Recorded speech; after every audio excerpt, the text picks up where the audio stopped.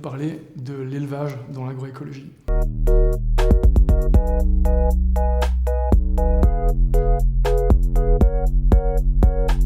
Pourquoi est-ce que j'ai participé à un atelier sur l'élevage au sein de l'événement organisé par AIA?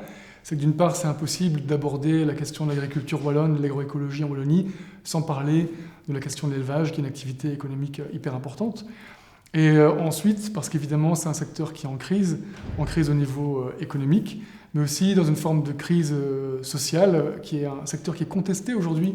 On parle de bien-être animal, on parle d'impact environnemental, climatique, et c'était très important, notamment aussi pour AIA, d'arriver à ce que le monde agricole et le monde environnemental se mettent autour de la table pour aborder ensemble la question.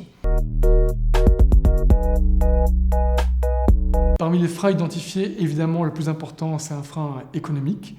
On sait que c'est un secteur dans lequel les investissements sont très très lourds et dans lequel ça prend longtemps pour récupérer son argent.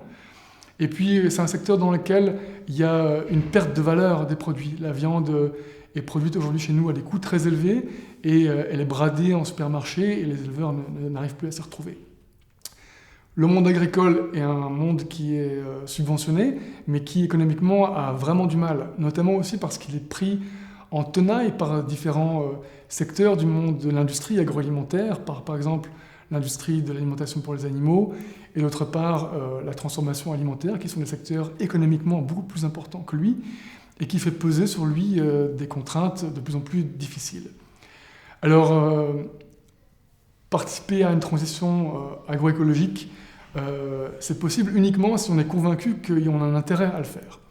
Or, aujourd'hui, les chiffres sur l'agroécologie, notamment les chiffres sur la rentabilité du modèle agroécologique, ne sont pas toujours disponibles.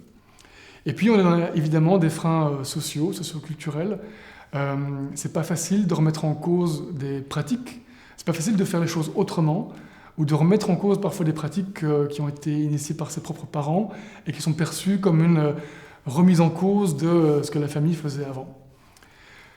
Et puis il y a aussi le fait que dans la société, aujourd'hui, on peut avoir une partie des jeunes urbains qui s'identifient à leur nourriture, comme par exemple les véganes, pour qui le fait de ne pas manger des animaux est au-delà d'un choix alimentaire, un choix d'identité.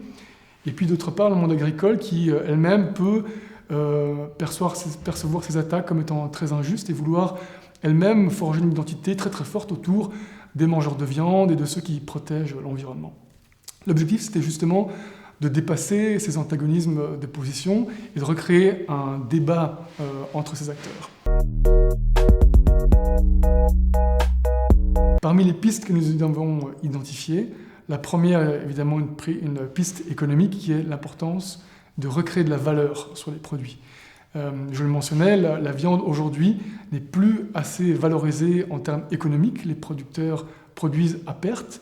Or, chez nous, on a un élevage qui est lié à l'herbe.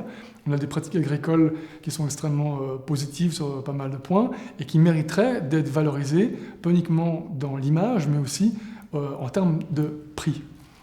On a la grande chance en Belgique et en Europe d'avoir pas mal de subsides pour l'agriculture. Une des clés de solution, ce serait de limiter ces subsides aux réels agriculteurs et non plus au nombre d'hectares qui sont exploités, mais plutôt à des pratiques, c'est-à-dire, par exemple, le maintien des prairies, la restauration de la biodiversité. Et enfin, une question clé comme piste de réflexion pour l'avenir, c'est une communication commune entre le monde agricole et le monde environnemental. On se rend compte qu'il y a des antagonismes dans les positions et on peut avoir envie de rester chacun de son côté. On se rend compte que c'est très important d'arriver à... On a réussi à identifier des points communs dans nos visions, mais de communiquer positivement autour de cette vision commune et communiquer ensemble positivement autour de ce qui se fait déjà en Wallonie. Créer des lieux d'échange entre les agricultrices et agriculteurs est quelque chose de fondamental pour arriver à partager des savoirs, partager des connaissances qui parfois se perdent, mais aussi arriver à être concrètement convaincu par des nouvelles pratiques qu'on peut avoir du mal à adopter. Enfin, il est certain que les crises que nous vivons aujourd'hui, qu'elles soient économiques ou climatiques, doivent être des opportunités pour que le monde agricole et le monde environnemental, ensemble, réfléchissent à un avenir positif pour l'agriculture agroécologique de demain.